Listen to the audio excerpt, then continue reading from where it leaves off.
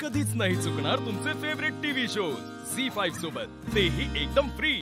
मला माहिती आहे तू काय असं सहजासहजी कबूल करणार नाहीस। त्या पोरसने हाक बोलू विठ्ठल भास्कर हे बघ यांचे हात बघी। त्यांच्याकडे बघून तर काहीतरी जीवाला तुझ्या लाज वाटून दे। जनाची नाही तर मनाची तर बाळगा, माणुसकीची काय तर चाड बाळगा। मला कळत नाहीये माझ्यावर जबरदस्ती का केली जातीये आणि काय कबूल करून घ्यायचंय माझ्याकडून। मी आग लावली नाही निखिल, तू आग नाही लावलेस, पण आग लागण्यासाठी जे गरजेचं आहे ना ते तू केलंस। तू परत मध्ये बोलतोयस आणि तू माझ्यावर जेवढे आरोप करतोय ना, काय पुरावे तुझ्याकडे आहेत? अरे पुरावा सुद्धा नाही ठेवलायस तू, सीसीटीव्ही फुटेज पण उडवलंयस।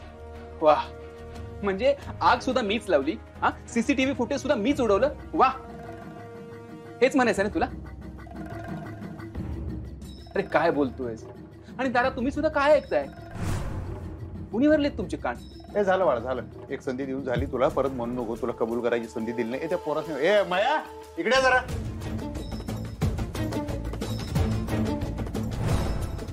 काय बघितलं तुम्ही, बोला जरा। सरकार मी माझ्या डोळ्याने पाहिलंय, यांनी वायरीत काहीतरी छेडछाड केले। तुला माहितीये का मी कोण आहे ते? हा, माझ्यावर आरोप करणार तू? लायकी आहे का तुझी? दीड दमडीचा कामगार आहेस तू।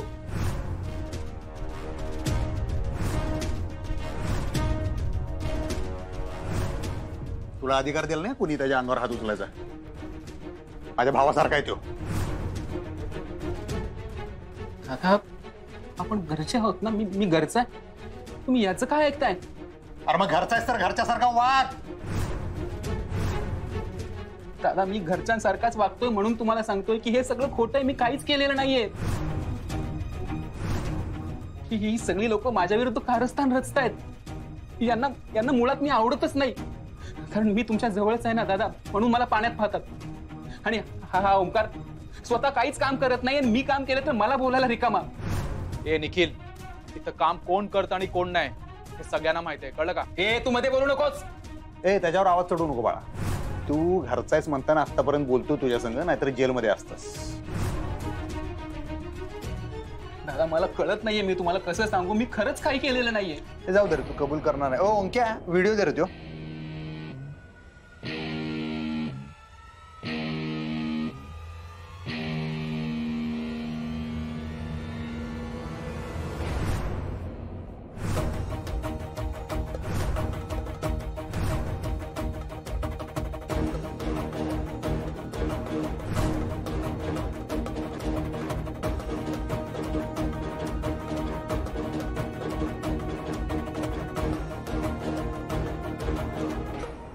अहो बरं होत आले। आता घरी जाऊन तरी काय करा? काय करणार म्हणजे आराम करायचा, औषध गोळ्या घ्यायच्या। आता दवाखान्यात उठून आलायचा मर्दा, तुम्हाला काय कळते नाही? जावा घरला। तुम्ही कसं काय आज इकडे? शाळेला सुट्टी लागली ना, तर म्हटलं चक्कर मारावी तुमच्या शाळेत यावं। इकडे बघितलं काय? ही जोडगोळी कामाला आली आज येडी।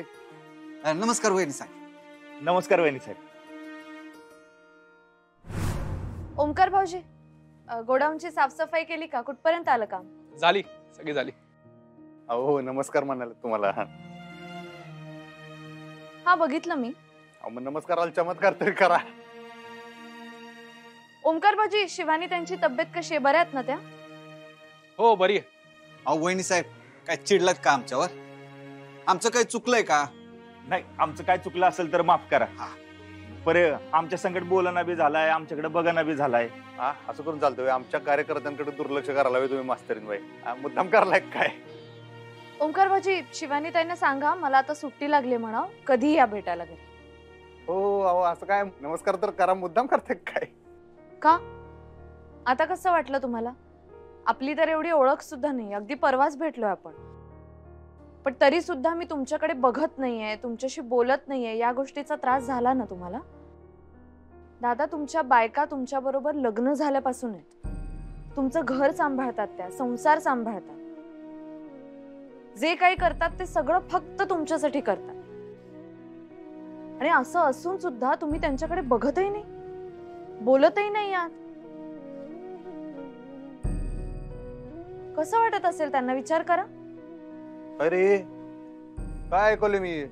काही आहे भास्कर? नाही तसं नाही. म्हणजे ते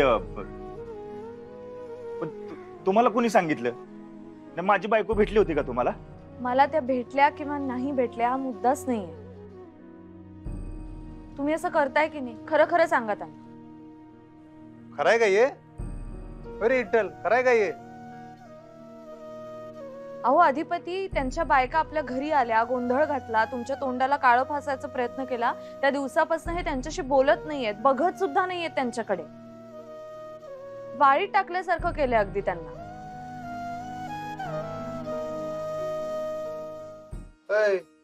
काय ऐकतोय मी? काय म्हणतात? तुमच्या बायका आहेत म्हणताना तुम्ही ऐसा त्या खपत्यात कुणासाठी खपत्यात?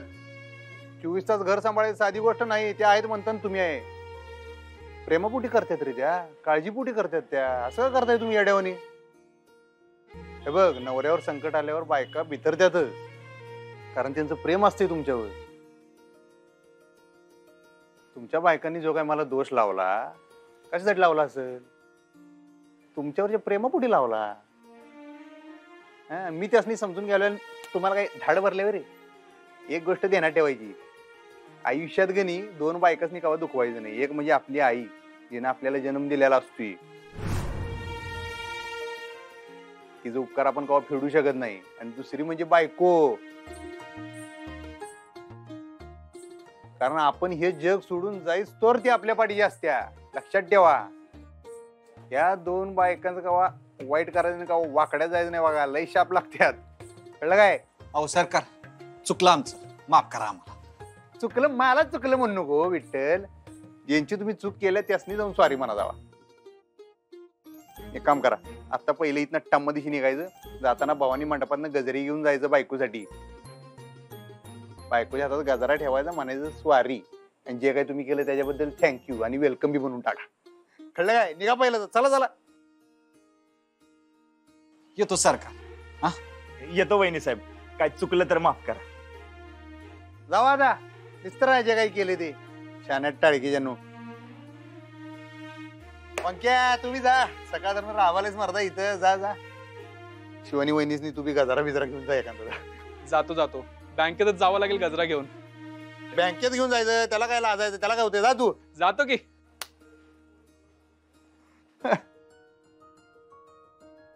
असं काय बघायलाय? तुम्हाला कळतंय सगळं असं गजरा वगैरे आणायचं? ते होय, आहे तेवढी सुचेल ते बोललो.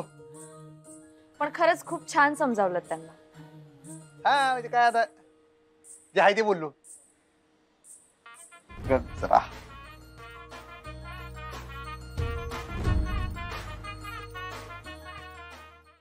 झी5 ॲप डाउनलोड करा आणि पहा सर्व एपिसोड्स एकदम फ्री.